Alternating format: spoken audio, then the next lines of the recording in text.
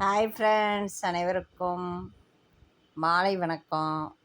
நாங்கள் மாமாவும் நானும் எங்கே கிளம்பிட்டோம் அப்படின்னு பார்த்தீங்கன்னா, ஒரு ரிசப்ஷனுக்கு தான் போகிறோம். அதாவது வடநாட்டுக்காரங்க. அவங்க மாமா கடைக்கு எதிர்த்தாப்புல கடை வச்சுருக்குறாங்க. அவங்க பேர் சொல்லலாமா என்னன்னு தெரியலை, ஜவுளி கடை பேர். அதனால் பேர் சொல்லலை. அவங்க மாமாவுக்கு பத்திரிக்கை வச்சாங்க. ரிசப்ஷன், அதாவது அவங்க மெஹந்தி திருவிழா, கல்யாணம் 1 நாள் 2 நாள்லலாம் முடிக்க மாட்டாங்களாம், 5 6 நாள் ஆகுமா.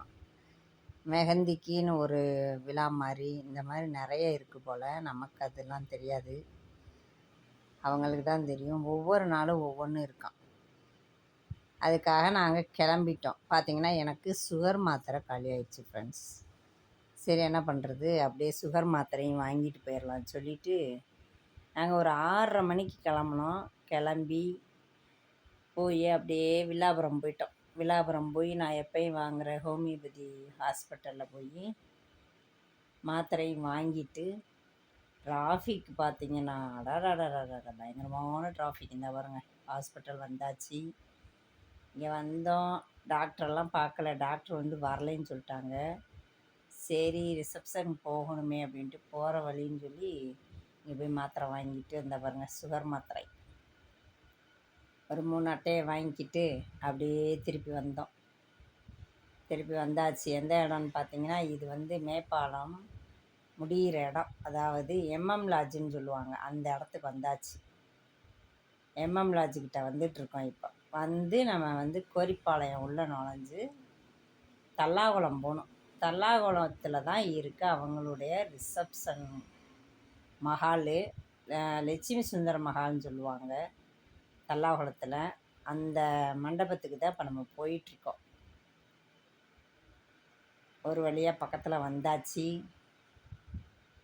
அதுக்கு இடையில பொருட்காட்சி, தமுக்கம், தந்தி ஆஃபீஸு, இப்படி இத்தனை ஸ்டாப்பெல்லாம் இருக்குது இந்த மண்டபத்துக்கு போகிறதுக்கு முன்னாடி. அது எல்லாத்தையும் அப்படியே நம்ம பார்த்துட்டே போகலாம். அட்டண்டத்தில் எத்தனை வேலை பார்க்குறோம் பாருங்கள். அப்படியே போயிட்டோம். எம்எம் லாட்ஜ் இப்போ தான் வருது. எம்எம் லாட்ஜு, அதுக்கப்புறம் பள்ளிவாசல், ஓரிப்பாளையம் பள்ளிவாசல், அந்த சந்து தான் இது. இப்போ வளையிறோம் நாங்கள். வளைஞ்சாச்சு. லட்சுமி சுந்தரம் மஹாலுக்கு வந்தாச்சு. மண்டபம் சும்மா ஜொலி ஜொலின்னு ஜொலிக்குது பார்த்துக்கோங்க. உண்மையிலேயே பார்க்குறதுக்கு கண்ணுக்கு குளிர்ச்சியாகவும் மனசுக்கு நிம்மதியாகவும் சந்தோஷமாக இருந்துச்சு. உண்மையிலேயே நல்ல ஒரு கிராண்டாக அவங்க பொண்ணுக்கு மேரேஜ். நாள் மேரேஜ் முடிஞ்சான். மறுநாள் ரிசப்ஷன். நான் இதான் கடைசி நாள். மாமாவுக்கு பத்திரிக்கை கொடுத்துட்டாங்க, இருந்தாலும் கடைசி நாள் போகலாம் அப்படின்னு சொல்லியிருந்தார். சரின்னு நானும் மாமாவும் வந்தோம். பிள்ளைய சுத்தமாக வரமாட்டேன்ட்டாங்க. உண்மையிலே இந்த மாதிரி ரிசப்ஷன்லாம் நம்மளாம் வசதியில் ரொம்ப கம்மியாக இருக்கும். உண்மையை ஒத்துக்குருவேன் மலரக்கா. எப்பயுமே நம்மளாம் இதெல்லாம் பார்க்குறது ஒரு பிரமிப்பு தானே ஃப்ரெண்ட்ஸ். வாய்ப்பை நழுவ விடக்கூடாது. ஆனால் இந்த அளவுக்கு பிரம்மாண்டமாக இருக்கும்னு நான் நினைக்கவே இல்லை. மாமா கூப்பிட்டாரு. நான் எப்பயுமே அப்படி தான், அவர் கூப்பிட்டா டக்குன்னு கிளம்பிடுவேன். உடனே கிளம்பிட்டேன். அங்கே போனோடனே தான் எனக்கு இன்ப அதிர்ச்சிம்பாங்களா, அந்த மாதிரி இருந்துச்சு. அப்படி ஒரு நல்ல பெரிய இடம், சூப்பராக இருந்துச்சு. எல்லா மக்களும் 5 6 நாள் கல்யாணம்னா பார்த்துக்கோங்க. 6 நாளுமே 3 வேளை சாப்பாடாக அந்த மஹால் தானா.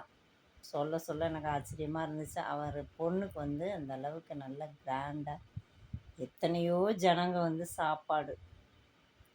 சாப்பாடும் சூப்பராக இருந்துச்சு ஃப்ரெண்ட்ஸ். எந்த குறையும் சொல்ல முடியாது. பரவாயில்ல. அவங்க இதில் நான் இந்த தடவை தான் நான் போயிருக்கேன். சேட்டுக்காரங்க அப்படின்னு நாங்கள் சொல்லுவோம் மதுரையில். இப்போ தான் எனக்கு தெரியுது அவங்க வடநாட்டுக்காரங்க அப்படின்ற விவரங்களே இப்போ தான் தெரியுது. சேட்டுக்கடை அப்படின்ற மாதிரி சொல்லியே பழகிட்டோம். அவங்க வடநாட்டுக்காரங்க. அவங்களில் மெஹந்தி போடுறதே ஒரு பெரிய நிகழ்ச்சியாக செய்வாங்களாம். இப்படி ஒவ்வொரு விஷயங்கள் நம்ம புதுமையாக இருந்துச்சு எனக்கு இதெல்லாம் பார்க்கும்போது. அவங்க தான் பொண்ணு. அந்த முன்னாடி இருந்த லைட் எனக்கு ரொம்ப நேரமாக திண்டாடுனேன். பொண்ணு முகத்தை நான் எடுக்கவே முடியல. அங்கே பாருங்கள், சூப்பராக இருந்தாங்க பொண்ணு. உண்மையிலே பொண்ணுக்கு இவ்வளோ கிராண்டாக மேரேஜ் பண்ணுறாங்க. சூப்பர். பார்த்தீங்கன்னா ஃபோட்டோ எடுப்போமான்னு மாமா கேட்டார் அவங்க கூட போய். எனக்கு அவங்கெல்லாம் ரிச்சு ஃபேமிலி, அவங்க கூட நம்ம எப்படி எடுக்கிறதுன்ற ஒரு சங்கோச்சம் இருந்துச்சு. இன்னொரு விஷயம், கூட்டம் லைன் கட்டி நிற்கிது பார்த்துக்கோங்க. கீழே அந்த ஸ்டேஜு கீழே பாருங்களேன், ஒரே கூட்டம். ஒரு வழியாக பொண்ணு முகத்தை எடுத்தாச்சு. பாருங்கள் நீங்களும்.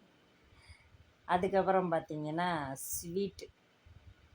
ஸ்வீட்டு, ஃப்ரூட்ஸு, அப்புறம் வந்து அது என்ன சொல்லுவாங்க,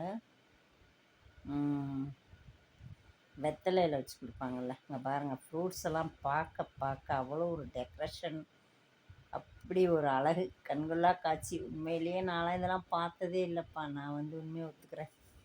ஏன்னா இவ்வளோ ஒரு வசதியான வீட்டு கல்யாணம்லாம் நம்ம போனது கிடையாது.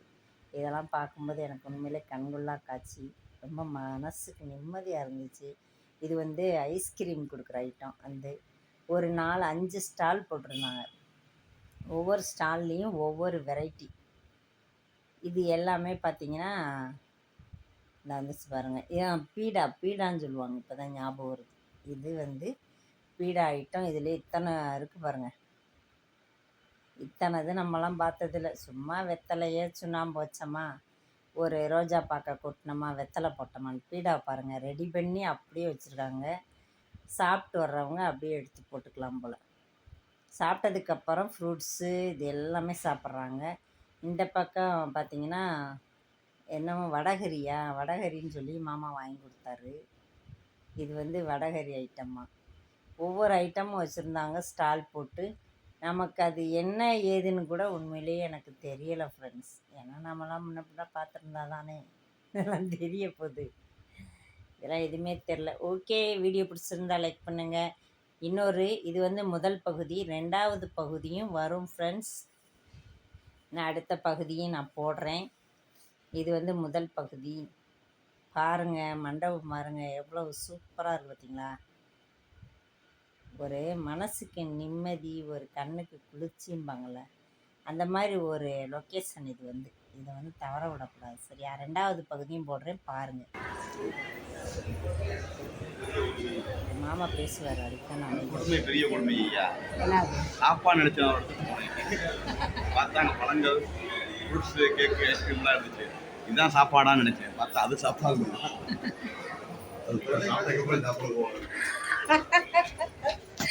உங்களோட காமெடி.